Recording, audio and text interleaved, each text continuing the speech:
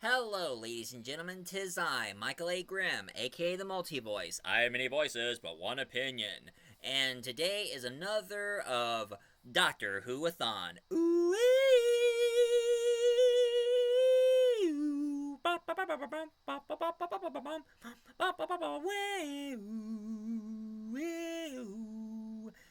and today, this one is another era from 1985 to 1986. Hmm, that show came on between I was born, and I was born in 85.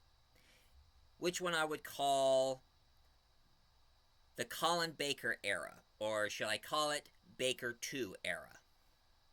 Or Baker era 2, because, don't want to be confused between Tom Baker and Colin Baker, even though they're not related, believe it or not.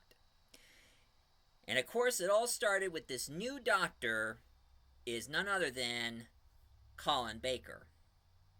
And one thing I gotta say about Colin Baker, his performance of the Doctor, now, a lot of people always kept saying that Colin Baker is not a good doctor, and the show itself was kind of terrible. But the thing is, there are no bad actors playing the Doctor. I mean, out of all the actors who played the Doctor, they're all really good. The problem is the writers who always kind of making some of the episode hard to watch and others kind of boring. I mean, some pacing goes to a crawl. It's nuts.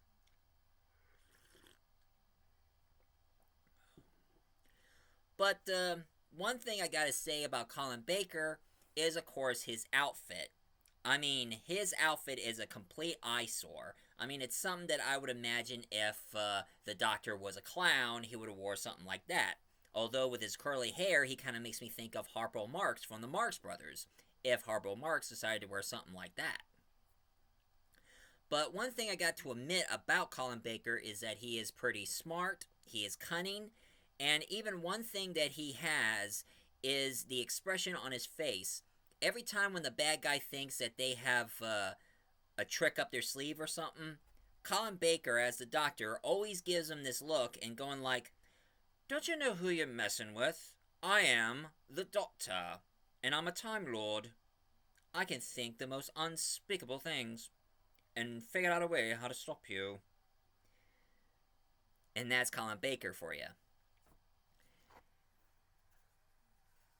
And of course, along with the companion who is with Peter Davison, but now is with Colin Baker throughout the rest of the series, is of course the lovely, buxom, and attractive Perry. And of course, according to the series, this time the Doctor have fixed the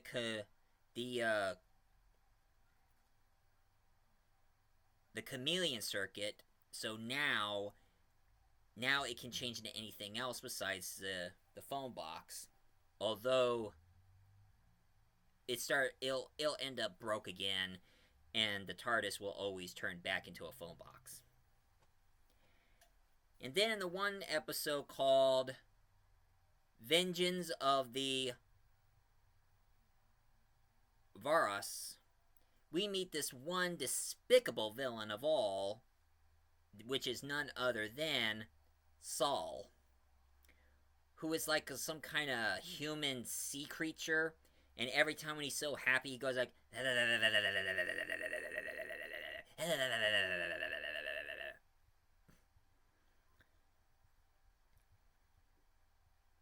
which I gotta say, he's one of the most despicable characters I have ever seen.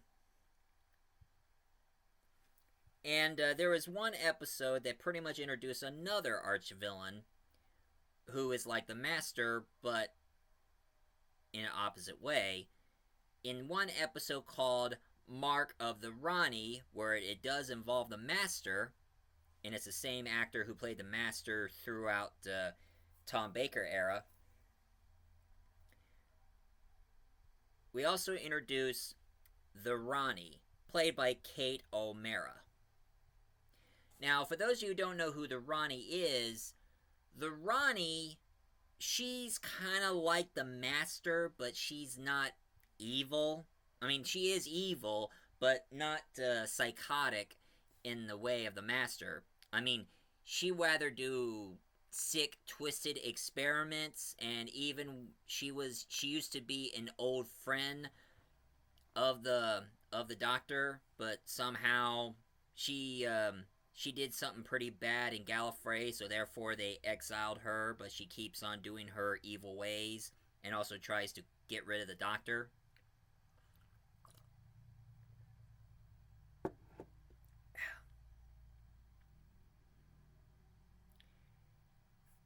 And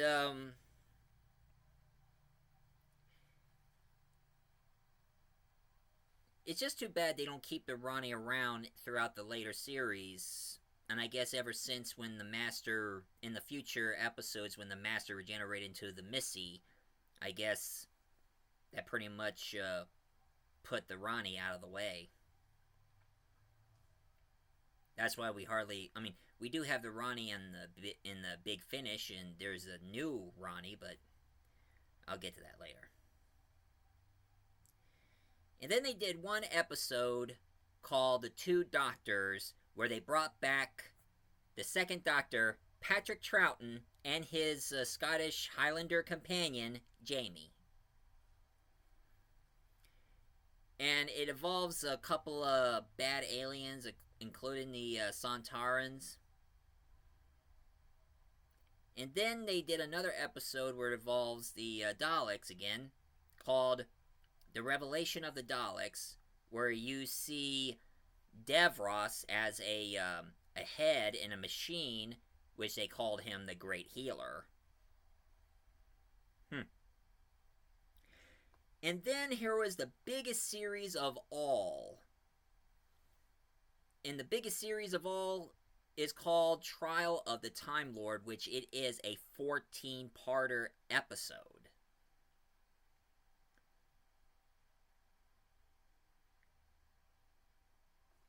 And of course, the Time Lord was in trial for... I mean, he ended up in Gallifrey, and he is on trial for his incompetence to his companion during his journey. And of course, the judge is, of course, the intrigator. And of course, the guy who is going against the Doctor is, of course, the Valeyard. And they finally went back and found Saul has returned again. And they meet this one character who first started out as a sort of a renegade character, sort of a bad guy who sided with the Master, but now he decided to side with the Doctor, which is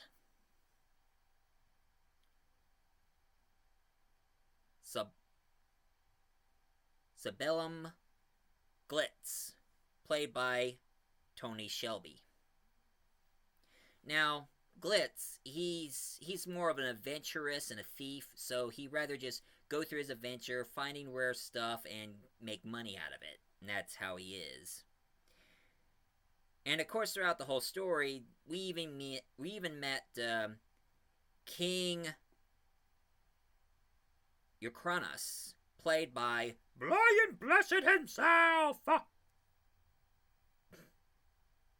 You know Brian Blessed. Gordon's alive!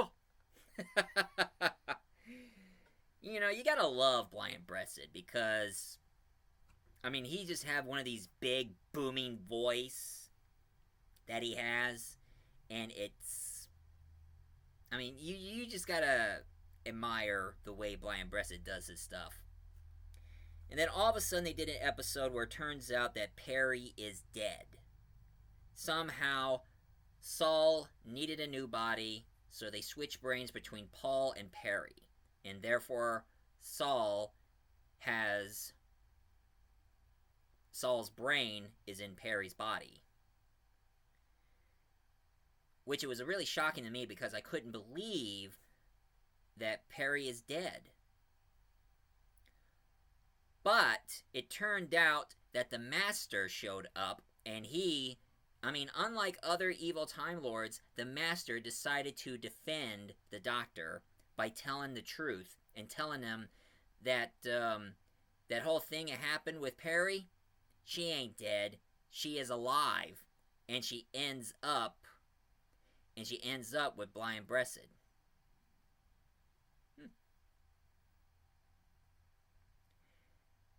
And of course, this is where the Master, and of course also, Colin Baker has a new companion. I mean, after the whole deal, I mean, what really happened to Perry is that she lives happily ever after with Blind Breasted's character, and they both ended up married and everything, and that's how it happens.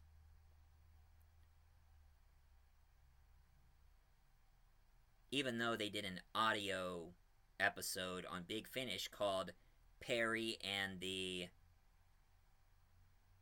Piskin Paradox, where it's telling, did she really die or did she really live, and what does she do? Did she really marry Blind Breasted or not? But I'd rather stick with the truth that the Master gave.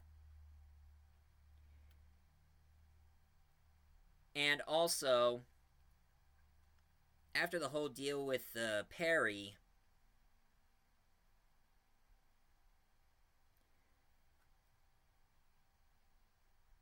the Doctor has a new companion, a redhead who goes by the name of Melanie Mel Bush, played by Bonnie Longford. Now, one thing I gotta say about her is that she's a really good companion. I mean, from the beginning, she's trying to be more concerned about the Doctor's health. So she's trying to get Colin Baker into working out, try to do some exercise.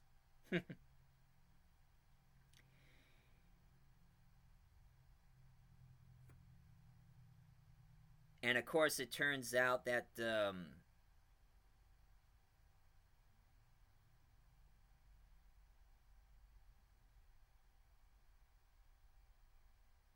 that Glitz and Mel showed up. Also, did the Master in this place called oh. One thing I also noticed that there were two characters who calls themselves the Morgans, the two Morgans. They were playing Galaga. I know what Tony Stark would say. Those two are playing Galaga. Don't deny it. I can hear the game. You know, that, I guess it wasn't Marvel wasn't the first time they showed Galaga in that movie. In the Colin Baker era, you see two people playing Galaga. And I play Galaga myself. It is a really fun game. I mean, it's pretty cool playing the spaceship, going left and right, and shooting all those aliens coming up. You know,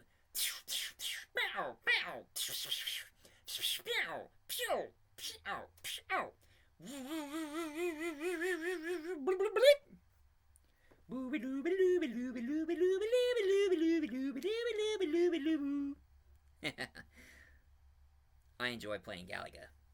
It's a really fun game. Kind of addictive. But anyway, they showed up along with the Master and found the key of Rassilon. It's something that the Master needed. And all of a sudden, here's the biggest shocker of all. Turns out that the Master revealed the truth, besides Perry's survival. He also revealed the truth that the Valeyard, he is the evil version of the Doctor. You know, it's just like that one theory I had to say. You know that old theory they always say you either die a hero or you live long enough to see yourself become the villain? Well, I say that the Valeyard, he is the Doctor if he is sick and tired of being good after all those regenerations he'd been through, so therefore he rather take a dark path and become evil, and he is trying to get rid of the Doctor by accusing him and try to have him executed.